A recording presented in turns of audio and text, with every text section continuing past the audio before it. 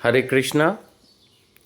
इस वीडियो में हम भगवत गीता के दूसरे अध्याय के 42वें 42 श्लोक से शुरू करेंगे। 42 43 एक साथ दिए गए हैं। भगवान कह रहे हैं, अल्पज्ञानी मनुष्य वेदों के उन अलंकारिक शब्दों के प्रति अत्यधिक आसक्त रहते हैं जो स्वर्ग की प्राप्ति, अच्छे जन्म, शक्ति इत्यादि के लिए विविध सकाम कर्म करने की संस्तुति करते हैं।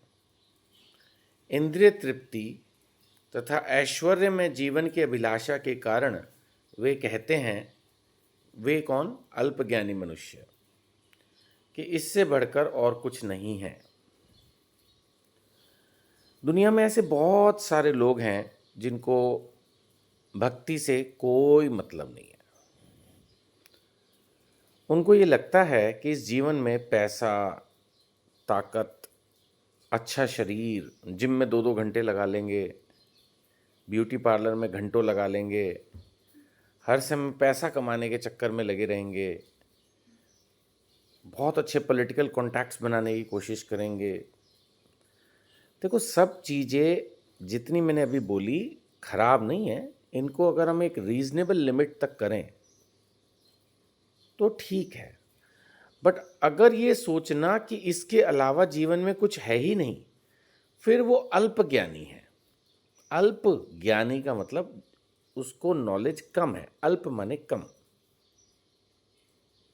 ऐसे ही जब अगले जन्मों की बात आती है तो ज़्यादातर लोग तो ये बोलते हैं जी अगला जन्म कुछ होता ही नहीं, जबकि हम ऑलरेडी भगवत गीता में पढ़ चुके हैं बाकायदा अगला जन्म होता है।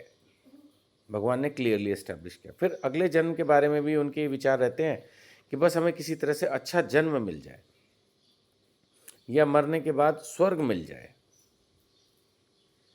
अब भक्त के लिए अच्छा जन्म है ब्राह्मण के घर जन्म लेना, ताकि वो अगली जन्म में फिर से भक्ति कर सके। और कोई और साधारण होगा, वो सोचेगा मेरे को राजा के घर जन्म मिल जाए, मुझे अमीर आदमी के घर जन्म मिल जाए। उसका कोई लाभ नहीं।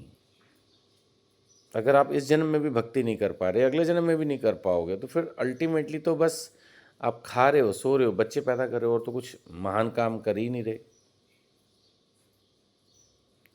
तो यहाँ पर भगवान यही कह रहे हैं कि अच्छा, ये चीज़ें कुछ वेदों में भी प्रिस्क्राइब्ड हैं।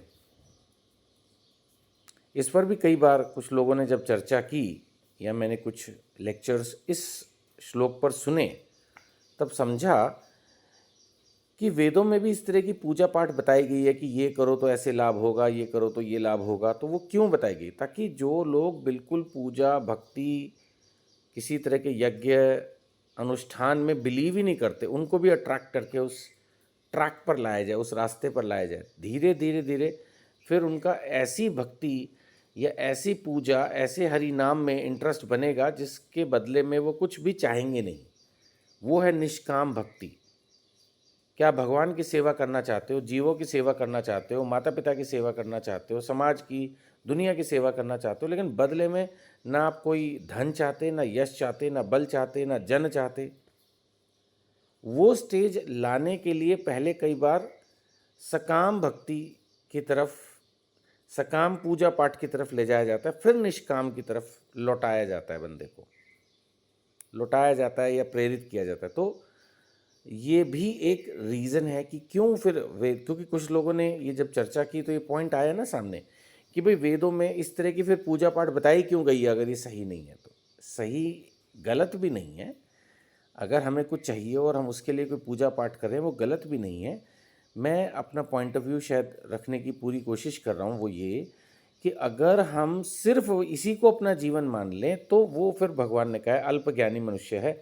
हमें ये कोशिश करनी है कि हम अपने जीवन में निष्काम भाव से कर्म करें, इस तरह की समाज की सेवा करें, दुनिया की सेवा करें, परोपकार करें, जिसमें बदले की कोई अभिलाषा ना हो। भगवान की भक्ति करें तो बदले की कोई अभिलाषा ना हो, भगवान से कोई इच्छा मांग के ना।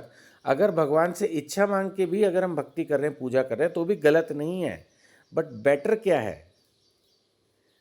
बेटर है कि हम निष्काम भाव से करें, उसके बदले में कुछ ना चाहें। वो ऐसा प्रैक्टिकली कई बार होता नहीं है। धीरे धीरे वो चीज़ें हमारे अंदर डेवलप होती हैं। ठीक है ना? चलिए, इस वीडियो में इतना ही लेंगे। आपसे प्रार्थना, अगर हो सके तो ये वीडियो कुछ लोगों को फॉरवर्ड करें व्हाट्सएप से, और अगर आप हमारी व्हाट्सएप कम्युनिटी से जुड़ना चाहें तो अपना नाम इस वीडियो पर दिए गए नंबर पर भेज दें। हरे कृष्णा।